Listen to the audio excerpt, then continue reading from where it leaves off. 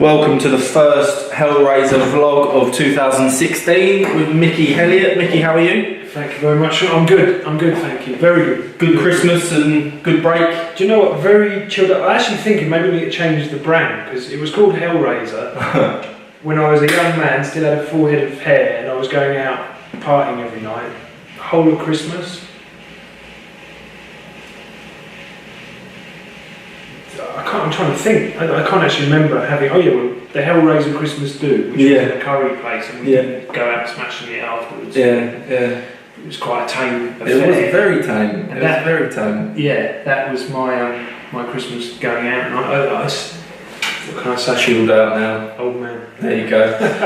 It's a busy year for Hellraiser this year in general. What's the calendar looking like? We got a massive year lined up. It's going to be a really good year. Right, so we boxing wise, we start in January the 28th at the Park Lane Hotel. I've got Mayfair Sporting Club, which I've been running now for 13-14 years, something like that, in Mayfair, running black tie.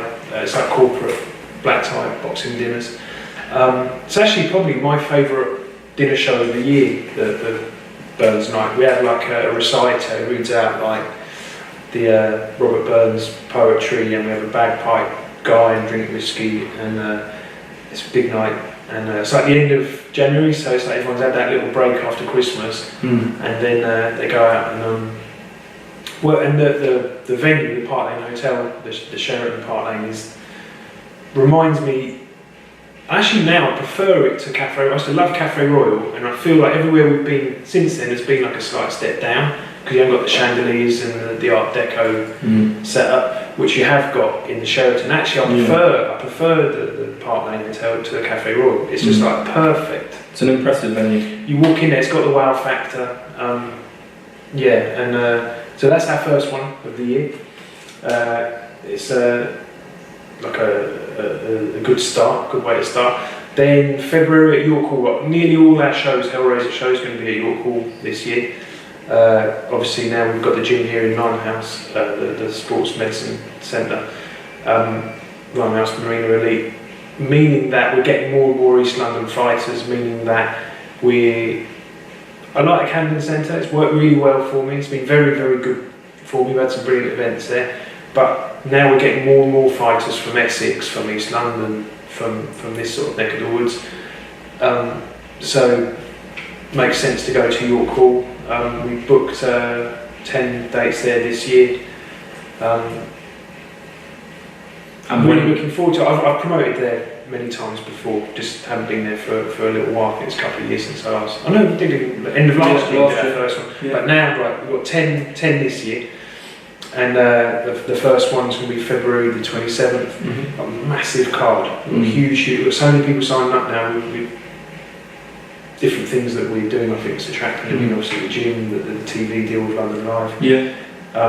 2 Southern Area title fights, right? We've got 2 Southern. So we won the purse bids. Wadi Camacho, who trains in our gym, but I don't manage, against Dan Woodgate, who doesn't train in my gym, but I do manage. So.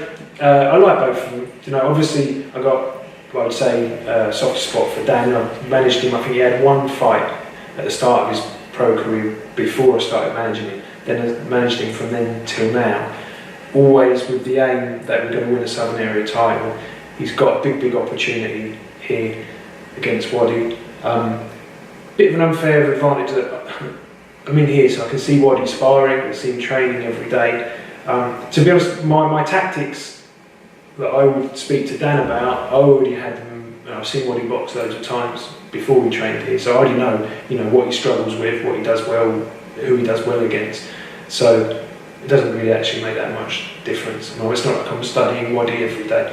I already know how he boxes, and I know what Dan's good at and what he's effective at, and that's the tactics that we're going to follow. I was happy because he's now trained with Ian Burbage, and I spoke to Ian earlier this week, and I sort of told him, no, this is what I think. I always do. I don't stick my nose in too much because I don't like the trainer starts telling me how to promote. I say, all right, get your checkbook out and you can promote some shows and do it your way, you know it better.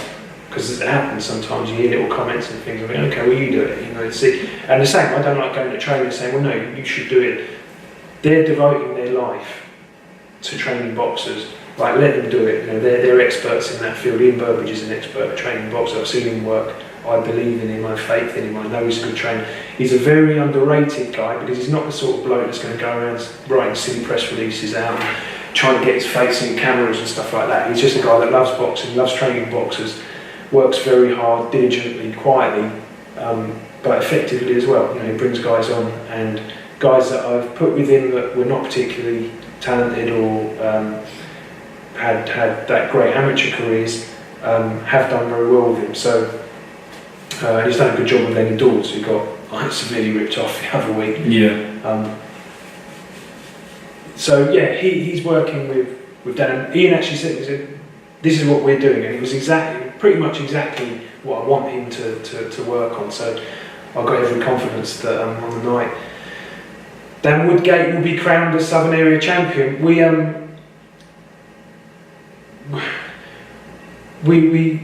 are trying to get it, obviously, so that he can win that and then go and defend it. I think we have one advantage. Waddy is actually boxing the David Haye undercard.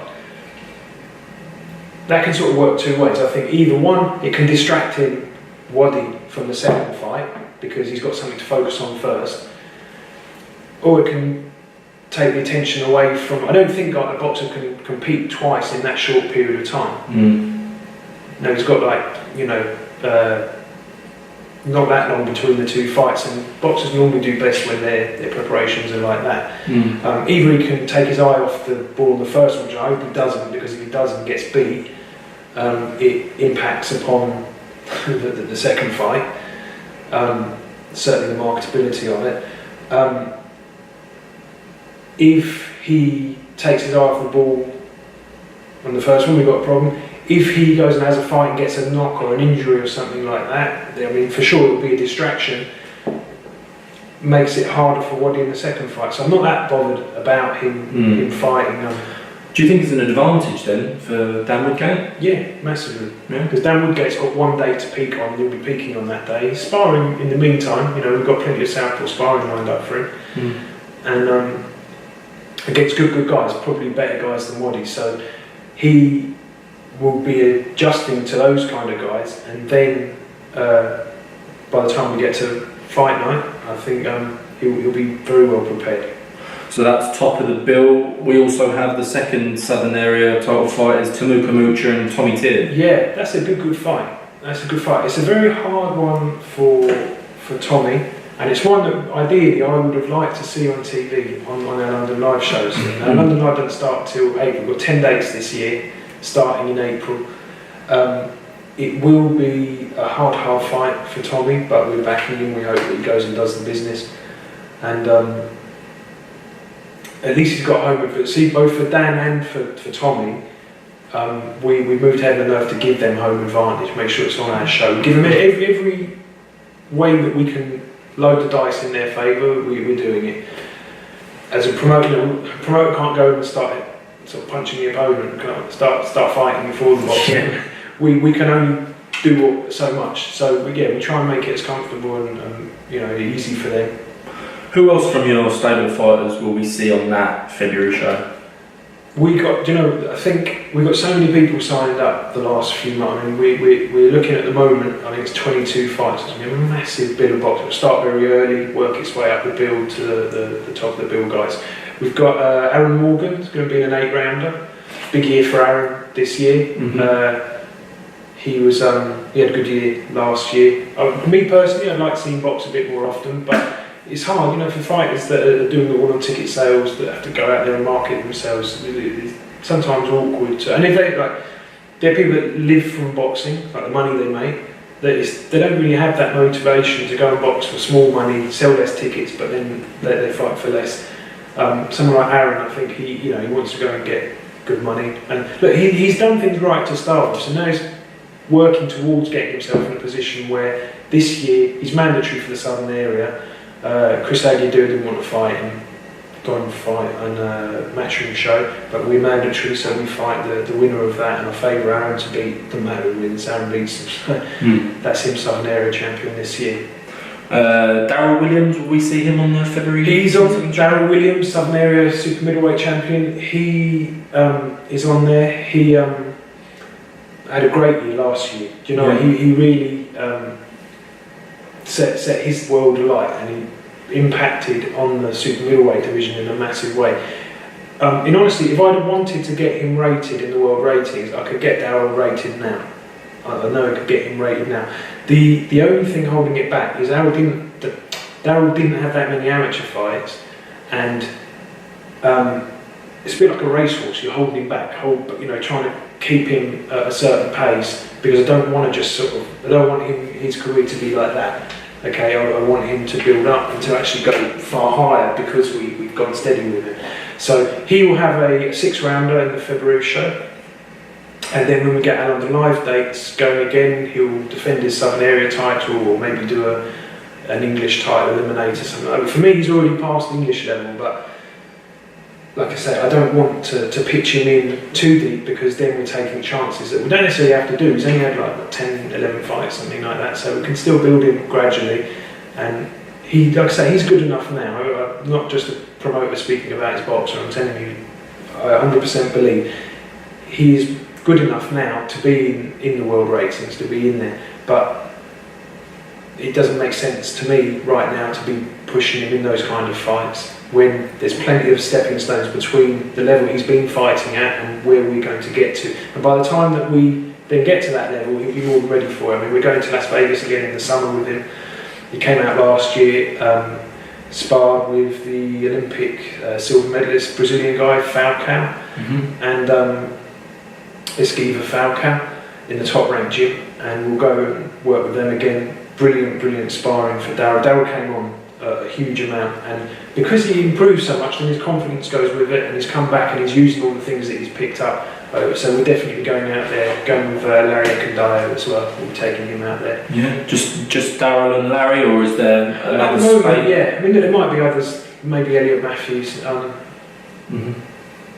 You know, I don't want to take people out there as cannon fodder, because good guys in those. Like we work in Mayweather's gym, we work in the top ranked gym. That you're fighting world class guys there. You know, I'm not going to take people that are going to go and be cannon fodder for them, boosting confidence. So. You briefly just mentioned Elliot Matthews there. I walked past him as I came in today. What's his plans? I know it was unfortunate getting pulled out against Nick Blackwell with a cut. What's next for him? Do you know that was incredible bad luck. What happened last year, obviously he lined up for the British title and suffer a cut in the last round of his last spar before he goes and fights for the British title. It was terrible bad luck. That's boxing, that's life. We have to pick ourselves up. Even from, look, I know Elliot, he didn't really say anything to me about it, but I've been to Las Vegas with Elliot. See, when we go out there, and I'm sort of either sharing a room, I've shared a room with Elliot, I've shared a room with Darryl, you're waking up together, separate beds. you're going to breakfast together, you're having lunch together, you're having dinner together. Right, for me as a manager, that's invaluable, because I'm learning about these guys. I'm learning how they react in certain situations, both in the ring, in the sparring, and outside of it, mentally, how they approach things. And with Elliot, his fight being cancelled, just me as his manager, I was massively down. I was depressed for about 3 weeks afterwards. I felt awful, I felt hollow, I felt like really deflated and disappointed and just gutted, absolutely gutted. And you have to pick yourself up. Right, it's not my British title shot, it's Elliot's. So I can only imagine how I know Elliot's going through the pain barrier every day, training, preparing, working. He's a hard-working guy. For him to go through that, and look, my office is downstairs in the gym, I can see the work that Elliot's putting in, because he trains in the Lionhouse Marina Elite Gym. I see what he's going through. For him to go through that every day for 2 months, in fact, going before that, but 2 months intensely, building up to his fight, to then, as a consequence to a ridiculous stroke of bad luck, getting cut. He had a head guard on, they had big gloves, he just got caught at an awkward angle and it tore the skin. he must have been really, really down. He must have been. There's no way that he can not. And because I've spent that time with him, I sort of knew how to stop him from crashing too low, because boxers can. Do you know what? They can go out and put 2 stone on in a month. And just helping him digest it and trying to be there for him. You can't take the pain away from what happened. We can't. It's a fact. That's what happened. We have to deal with it. But maybe made me, as a human being, able to better understand what he's going through. And because we've been through things together before, for example, we go out to Vegas, very challenging, very hard work, hard sparring, guys trying to literally take your head off. And we have to get through that. We've been under that pressure, and I think it helps us sort of gel and bond. And I have a very strong bond with Elliot. Actually, with quite a lot of the guys that I've managed, I don't necessarily believe in, and I've had many promoters that are sort of far more established and higher up than what I was, especially at the time that they took their time to sit down. And the criticism they've had of me is, Mickey, you love your boxers too much. You're far too involved emotionally. But I try to distance myself to a degree, because you've got to make decisions sometimes that are not based on your affection for the boxer. It's supposed to be based on business and making the most of the opportunity that's there.